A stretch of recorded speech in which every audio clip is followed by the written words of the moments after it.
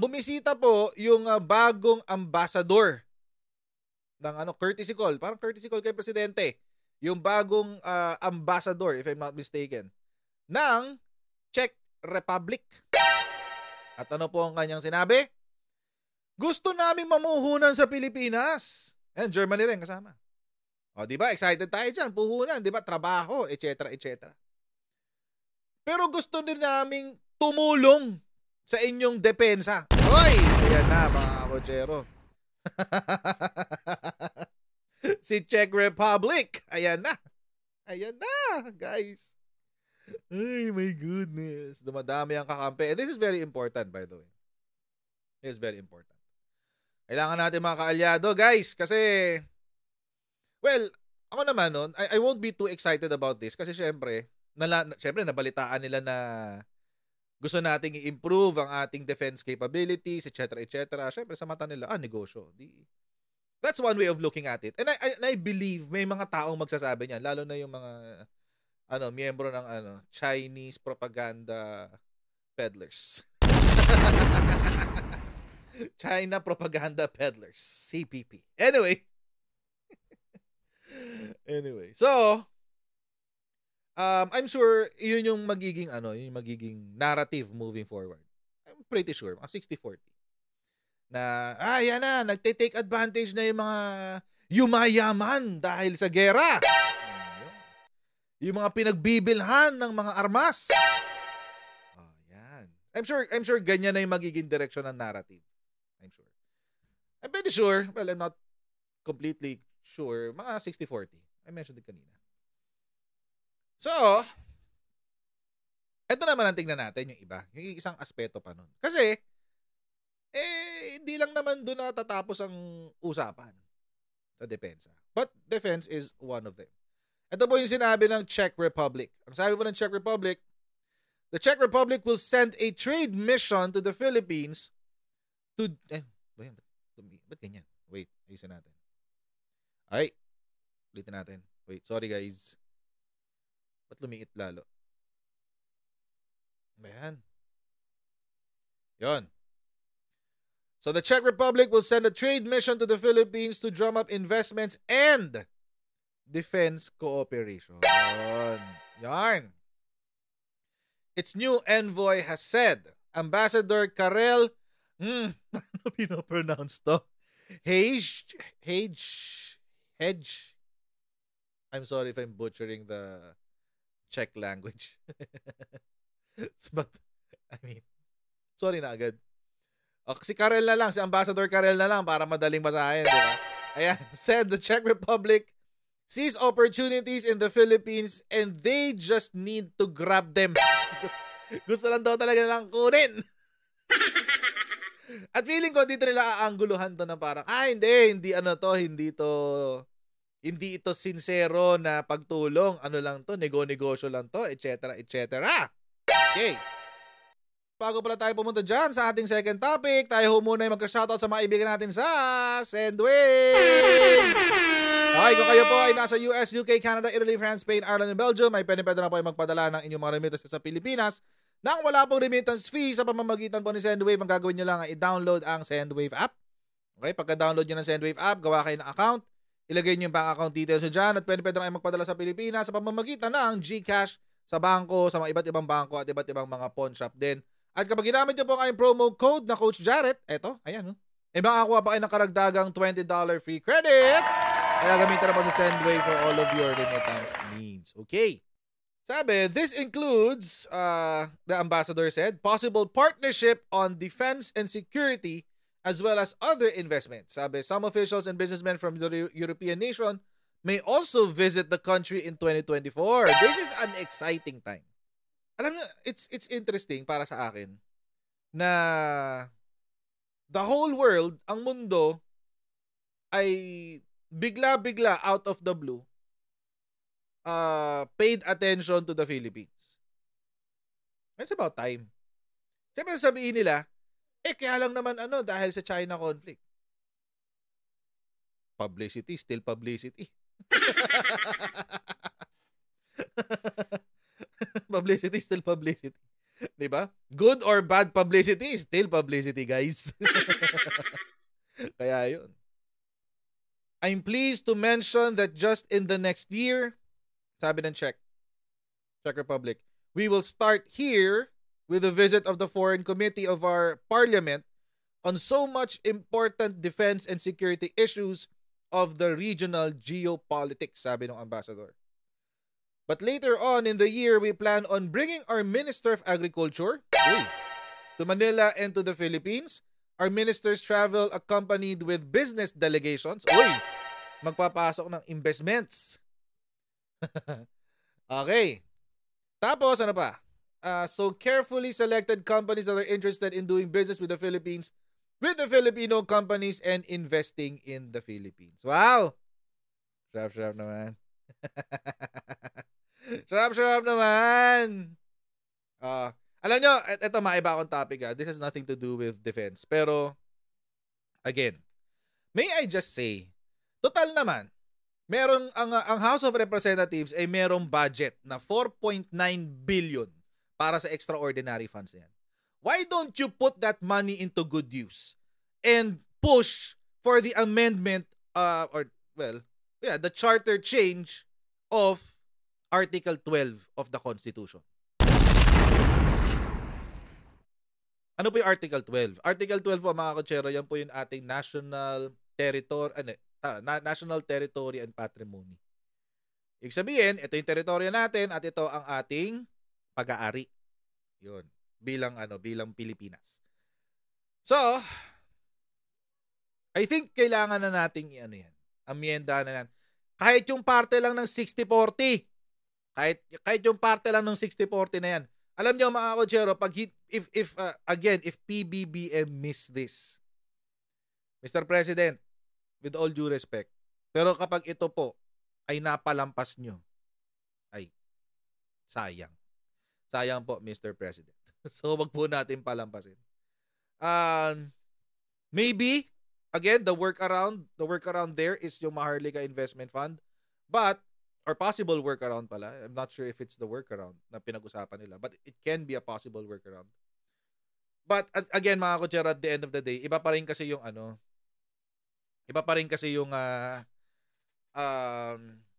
merong negosyo na merong very active na economic activity dito sa bansa. So, sana po, Mr. President. No?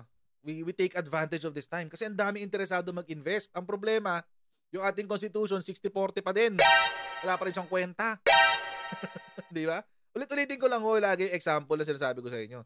Sino ang matinong negosyante ang magsasabi na, business partner kita, pero sa iyo na yung majority ha?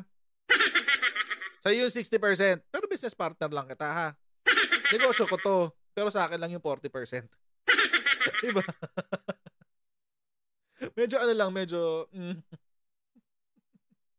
medyo fail. Error. So yun. But anyway, balik tayo dun sa sana gumulong na yung charter change para dyan sa Article 12 ng ating Constitution. Yun lang, kahit yun na muna, yung parte lang ng 60-40 foreign direct investments na this provision. Okay, tapos ito yung related sa defense hindi ko pa talaga alam paano basahin to. The ambassador said, aside from war instruments, arms and ammunition, they also offer small tractors, fighter jets, maintenance, and upgrades. Grabe, ang dami nilang gustong gawin sa Pilipinas. Dahan-dahan lang po, mga ma'am, sir. Mahina ang kalaban. Okay, ito yung balita. Panood natin yung balita. Nel, anong partikular na tulong ang maibibigay ng Czech Republic sa Pilipinas pagdating sa pagdepensa ng teritoryo ng bansa? Yes, Ella, ang pag-upgrade sa defense capability ng Armed Forces of the Philippines ang isa sa inalok ng Czech Republic Ambassador Designate Karel kay Pangulong Ferdinand Marcos Jr. Ang Czech Republic ay isa sa mga producer ng finest war instruments, You know? arms at ammunition sa mundo. Woo! Bukod sa upgrading at maintenance ng defense assets, nag-alok din ng Czech Republic ng training exercise. Ayon kay Pangulong Marcos, noon pa man ay nakatutulong na ang Czech Republic sa pag-aalok ng vessels na magpapalakas sa pagbabantay ng teritoryo ng bansa. Samantala, binigyan din naman ng Pangulo ang pagsusulong ng modernisasyon sa sektor ng agrikultura. Ito ang naging bahagi ng naging talumpati ni Pangulong Marcos sa kanyang pagdalo ngayong umaga sa founding anniversary celebration ng Federation of Free Farmers. Federation of Free Farmers? PBBM patuloy na isusulong ng pamahalaan ang mga programa para matulungan ang mga magsasaka at mangingisda sa bansa. Yan muna ang ating update. Balik sa iyo, Ella. Maraming salamat, Nel. Well, in fairness mga kotsero, no, ang primary goal naman talaga ni Presidente is really agriculture. From the get-go naman talaga, di ba? So, I'm pretty sure na pagdating sa usapin na yan, si PBBM, well, yun talaga yung top of mind niya. Kumbaga yun talaga yung nasa isip niya. Which is good. Di ba? But at the same time, I think yung yung pag-develop ng ating defense capabilities. Take note of defense. We don't do offense, we only do defense. Yung pag-upgrade ng defense natin, I think it's a happy consequence. Siguro. Ang pangit sabihing happy consequence, no? Pero parang kumbaga kailangan parang napilitan kasi kailangan gawin. Ayan. So bakit ba na-excite si Czech Republic sa dito sa what do you call this? Sa gustong gawin ng Pilipinas, lalo na dun sa defense capabilities. Kasi mga kotsero, una, they're considered as one of the more technically advanced countries in the world as of 2023. Technologically advanced. So high-tech ito si Czech Republic, mga kotsero, pero wala pa rin tumalo kay Singapore. Ay, kay South Korea pala. Matindi si South Korea, guys, number 1. Yung kanyang score sa pagiging technologically advanced is 6.63. Maraming factors yan pero yan yung nila, yan yung metrics nila. Yan. O, diba? South Korea, pangalawa si US, then si Taiwan. By the way, Taiwan is not part of China. Okay, so there's no confusion there. Hindi parte ng China ang Taiwan. Yan ang natin dito. Sabihin na naman, fake news ka, parte ng China ang Taiwan. Grado kami gaganon. Fake news si Jared. No. I don't subscribe to that. Anyway, tuloy tayo. Denmark, Switzerland, Israel, Finland. Ayan, tapos nandito sa around 20-something. Ayan, 25. Nasa 25 si Czech Republic. So mataas pala si Czech Republic, matindi-tindi pala to si Czech Republic. High-tech. Okay, pero asa si China? Tingnan si China. Saan na si China? Asa na siya? Nawala. Nasa negative something siya, negative 0.23. Number 38. Kaya pala kaya pala walang nagsasabi na pangarap kong pumunta ng China. Pangarap kong pumunta ng China, guys. Parang gusto ko tumira sa Beijing. Kaya pala walang ganon. Anyway, ayan. Tapos mga kotsero, ito pa. Ito palang usapan na to, matagal nang nangyayari. So, 2019 pa lang, nag-uumpisa ng pag-usapan to. Panahon pa ni Digong, ni Tatay Diggs, no? Sabi, May 20, 2019, nag-uusap na raw sila ng agreement. The agreement illustrates both Prague's interest in expanding into new markets as well as the diverse range of partners that Manila is exploring defense ties amid the recent alignment shifts the country is experiencing under President Rodrigo Duterte. Sa mga kutsero, ito pala napindot. Ito dapat. Sa mga kutsero, contrary sa mga sinasabi ng mga ng mga tao, ng mga DDS especially. Si Digong po ang nauna. Siya po ang nag-umpisa ng shift to the US. Ano yan? Apparently, that's what the news says. Hindi naman ako nagsabi niyan eh. Di sabihan yung fake news to nagbalita. Diba? Oh. So, ayan. Matagal na pala nangyayari yan. May 2017, when the two sides inked a defense cooperation agreement at the Defense Ministry in Prague, the agreement paved the way for defense cooperation in various fields, including procurement, logistics, peacekeeping and humanitarian operations, and military training and education. And one of the new institutionalized mechanisms that was set up was the establishment of a joint defense committee to organize some of these activities. Wow. Matagal na pala to. So, ba't hindi nila sinasabi si Digong tuta ng Amerika? Bakit ganon? Puro lang. Bongbong Marcos lang. Tapos mga kotsero, na pa to? Kumbaga, syempre, napurnada. Hindi masyado nagtuloy. Imagine, 2017 pa sila nagpirmahan, tapos 2019 na, hindi pa siya nag-move forward. Nung bumaba si Digong, binuhay muli ng Czech Republic yung kanilang offer, kumbaga, yung kanilang pakikipag defense ties. Czech companies keen on defense equipment supply to the Philippines. So sabi, Czech defense and security companies are keenly eyeing the Philippines for the supply of their military hardware and equipment, the country's natural and long expertise, just in time for the government's effort to boost the country's defense capabilities. Oh, yun. Jobe May. Salamat po sa inyong super chat. Oh. Yun. Nagparamdam ulit sila, mga kotsero. Nitong Abril. Si Peter Fiala pa, yung hindi, so Peter Fiala. Si pa yung nun, iba pa yung kanilang ambassador. Pero yung Prime Minister, okay, si Peter Fiala, is currently in the country leading a top-level Czech business delegation comprising of 20 companies, largely involved in arms production, agriculture, renewable energy, IT and communications, financial services, among others. The Philippines is part of the Czech business mission to select countries including Indonesia, Singapore, Vietnam, Kazakhstan, and Uzbekistan. Diyos ko. So, nama pa si Kazakhstan tsaka si Uzbekistan. Parang feeling ko, pinili nila yung pinaka-exciting na economy sa buong Southeast Asia.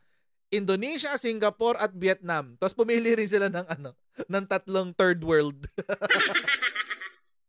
tayo yung third world. Para pantay, di ba? Para balance. Diyos ko! So in a speech at that joint meeting of the Philippine Chamber of Commerce and Industry and the Czech Chamber of Commerce on Monday, the visiting Czech Prime Minister expressed optimism for a potential government-to-government deal between the two countries. O yun na nga. Ay, ang daming dinala dito ng mga arms dealers. Mga tagagawa ng Among the Czech, alam niyo yung CZ? Si CZ, mga kotsero, ang mahal niyan. Nung bibili sana ako ng 9mm. Una kong kinonsider si CZ. Sabi ko, ang ganda ng CZ. Ang ganda. Tapos, biglang pagtingin ko ng presyo, pang down payment ng kotse. Next time na lang. Mahal. Pero yan yung laging binibuild up ni Robin Padilla, tsaka ni Senator Robin Padilla, tsaka ni Senator Bato, yung mga mga mahilig sa firearms. Ayun. Yan yung lagi nilang binibida. Maganda raw yan eh. So CZ, Excalibur Army, producer of wide range of military vehicles and equipment, APC, battle tanks, self-propelled howitzers, rocket launchers, engineering vehicles, etc. Excalibur International, export agency supporting complete portfolio of Czechoslovak group, whether for military hardware, aerospace technology, project financing, etc. Omnipol, producer of NG turboprop transport aircraft, jet trainer aircraft, aircraft instruments and equipment, spare parts, and modern. Alam nyo mga kutsero, dapat this should happen. Sa totoo lang. This should happen. This should happen. And mas maganda kung investment siya. Kumbaga, papasok sila dito, magtatayo sila ng planta. Ay, sorry. Oh, developing country daw. I stand erected. Joke. I stand corrected. Developing country daw, wag daw third world. Sorry na po. Oo. Minsan talaga medyo politically incorrect. Sensya na agad. Sorry na agad. Huwag na magtampo. Ayan. Anyway. So, sana maipasok to ni presidente, no. Mas maganda kung yung mga planta, yung mga factories na hindi lang tayo bibili ng military ng defense equipment sa kanila. Sila mismo magpapasok ng negosyo dito. Tapos mag-hire ng napakaraming tao. Sa drug war bumilib tayo kasi ganun ba 'yun? Ay, no. Anyway. So there. So this is good. This is a good development. And mga kutsero, apparently, I just found this out kanina. Si Czech Republic nag-donate sa Ukraine ng $1.8 billion worth of military equipment. Pinapamigay lang, guys. So, ba't ganun? Diba? 1.8 billion, guys. Oh. Ilan ang binigay? 83 main battle tanks, 226 armored vehicles, 39 howitzers, 33 multiple rocket launcher systems among military equipment sent to Ukraine, says Peter Fiala. Ito lang po yan, February 2023. Grabe, no? Bigat. Ito po. Hindi na ito. 1.5 million various types of ammunition and 60,000 rockets were also sent to Ukraine. Of the total amount, a quarter was provided by the government as military aid, while the rest were sent by the Czech defense industry. Grabe, no? Military aid. $1.8 billion of worth of military aid ang ibinigay. Well, sila ba yung latest sa NATO? Si Czech Republic ba yung pinaka-latest sa NATO? I don't know. I guess. Hindi ko alam eh. Tanong natin yung IR expert. Baka. I don't know. I'm not sure. Pero, eto sigurado ako dito. Na nagbigay sila ng $1.8 billion doon sa Ukraine. Sa war effort ng Ukraine. Last I heard, Rean Vergara de Vera, siya NATO to eh. Si Czech Republic. Last I heard. I'm not sure. I could be wrong. But, so don't quote me on that. Anyway, so yun. Lalo na, alam naman natin, mga kutsero, sinabi rin to ni Presidente kanina doon kay sa ambassador. Yung yung West Philippine Sea is a very thorny regional problem. Masyadong masalimuot, mga kutsero. Yung West Philippine Sea natin.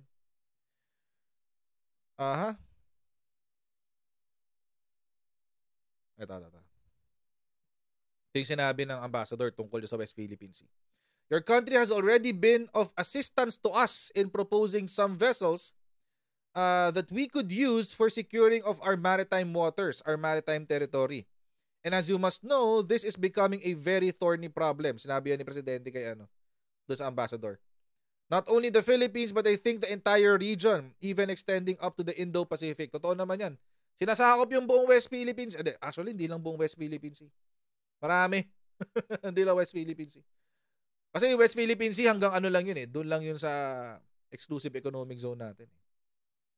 So, si China, buo, lahat. Diba? Not only the Philippines, but I think the entire region, even extending up to the Indo-Pacific. So there's much that we need to attend to But I think that if we are able to have close partners and alliances, that will always be a very important part. That will always be a very important part of our foreign policy. Sabi naman nung ambassador, the opportunities are here. Andito na yan. Parang nanliligaw daw eh. Andito na yan. Andito na yung mga opportunities eh. Pupunta na kami dito. We just need to grab them. I'm pleased to mention that just in the next year, we will... natin na yung binasa natin kanina. Yeah, yun. The ambassador said his country offers cooperation in training, exercises, maintenance upgrades, among others. Dami.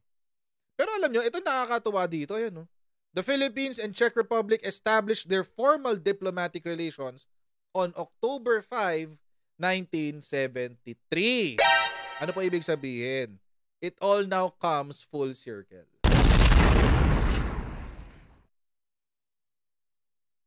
Umiikot na. Inumpisahan ng tatay yung relasyon with Czech Republic. Tapos ngayon, sa anak naman. Anak naman na makikinabang dun sa tao dito. Sa itinanim ng ama. Pamana. Pamana pala yun. So, ganun. Well, I hope mag-materialize siya. I really hope na mag-materialize siya. And it's not just it's not just what do you call this? This is not just about the Czech Republic, meron pang iba. Dahil dun sa Ayungin Shoal na yan, nagkaroon ng interest halos lahat ng mga kaalyado natin na Kasi in-escalate ng China eh. Kung hinayaan lang ng China na di ba? Kaso hindi, dinaan nila sa banggaan eh. So, marami nang nagkaroon ng interest. More countries getting interested in joint patrols with the Philippines. Bakit? Kasi syempre, yung interest nila tatamaan din. Lalo na kung kapitbahay lang naman natin sila. So dahil kung ganoon, kung nagawa ng China yan sa Pilipinas, baka magawa rin niya sa amin. So, mag-defense cooperation na tayo. I don't know. It's just a theory. But it's possible. It's a plausible theory. So yun mga kutsero, this is a good development itong pagpasok ng Czech Republic. No. At I hope mga kutsero na this will na hindi lang tayo tutulungan ito sa depensa. I sincerely hope that this will blossom more into to a better economy for the Philippines. And syempre, dahil nag-invest naman ng what do you call this? Dahil nag-invest naman ng Czech Republic, they deserve na makuha naman yung investment nila, di ba? Yung kita sa investment nila. So there. So sana matuloy itong I hope it's not just about military investments. I really hope it's, factories being built, diba, jobs for Filipinos, etc., etc. So let's hope. So mga kutsara, maraming po salamat sa inyong patuloy na pagsuporta sa ating channel. Huwag niyo pong kalimutan mag-like at mag-share at mag-subscribe na mga videos natin dito sa YouTube. At pwede niyo po i-follow sa ating Facebook page para lagi po kayo updated sa mga ganap tsaka sa mga pinaggagawa ko sa social media. And I'll see all of you in our next Coach Jared Live. Okay, God bless you and see you next time. Bye!